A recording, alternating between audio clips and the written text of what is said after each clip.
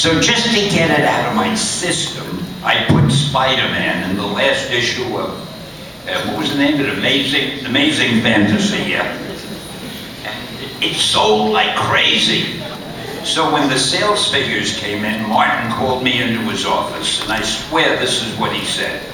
Hey Stan, you remember that idea of yours about Spider-Man that we liked so much?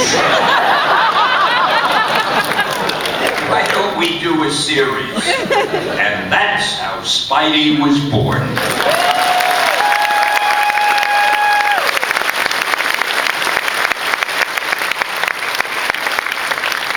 Okay, we're gonna go to this side.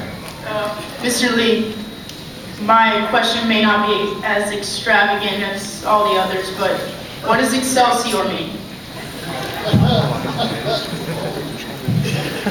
Well, you know, you're probably going to say, I wish they'd stop asking them questions, because every question ends up with a long speech. Excelsior requires a long speech.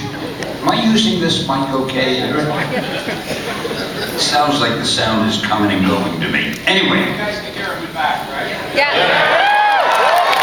I heard one guy say, unfortunately.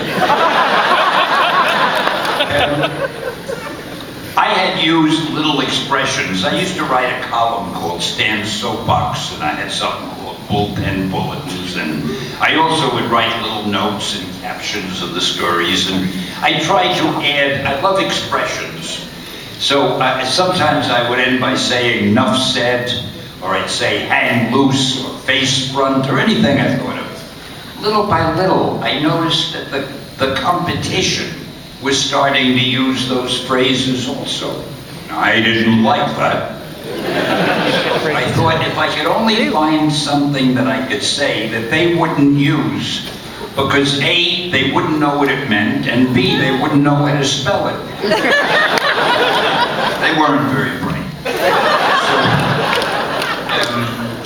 So I realized that on the Great Seal of the state of New York, it says Excelsior. Now I know there are some of you sitting there saying to themselves, to yourselves, what was Stan doing looking at the Great Seal of the state of New York?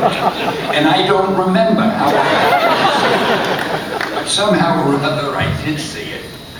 And I looked up the word Excelsior. Now, if you look in the dictionary, the first thing it says is, it's that stuff you put in packages so a fragile object won't get broken when you mail it. It looks like sand, it's crumbly stuff. And I figured, well, that isn't a good expression. But then there's a second definition, and you have to look in a big unabridged dictionary, because a little dictionary may not give you this definition. But the second one is, it's an old English expression which means upward and onward to greater glory. Now, what could be better than that? So that's what I decided to write. Now, the funny thing is, I would get so much mail from fans saying, how come you use a word that means the packing stuff? And I had to write a letter and say, get a bigger dictionary. See what I mean? A simple question, and I've been talking for a half hour. I'm sorry. I think the new dictionary should probably just, the third definition be what Stan Lee says. That should be in the dictionary. I think that'd be awesome. I don't like you getting a bigger end than I do. Go ahead, buddy. Hey, Stan the Man. What makes a complete character? And out of all the characters you've created, is there one that you feel is more complete than the others? Who's your favorite kid?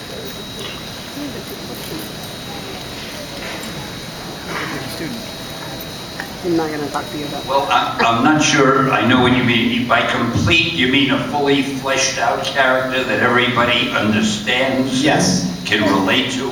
Well, I'd like to think that every character I ever wrote was maybe, you know, I don't know, you could argue about that, I guess, for years. I really do think a lot of them are complete. I was going to say Iron Man, Tony Stark, to me, the way I wrote him was complete, but then I thought Reed Richards was, and I think Spider-Man is, and I love Daredevil. I thought he was pretty complete when I was writing him. Doctor Strange, you couldn't get completer than Doctor Strange. Irving Forbush, hey. A lot of you don't know Irving Forbush, I'm sorry. No, I don't really know how to answer that. But if I have to take a guess, maybe Spider-Man was the most complete because we know more about his private life. Oh, I'll tell you another thing that we did at Marvel. I say we because I'm being modest. I really did it.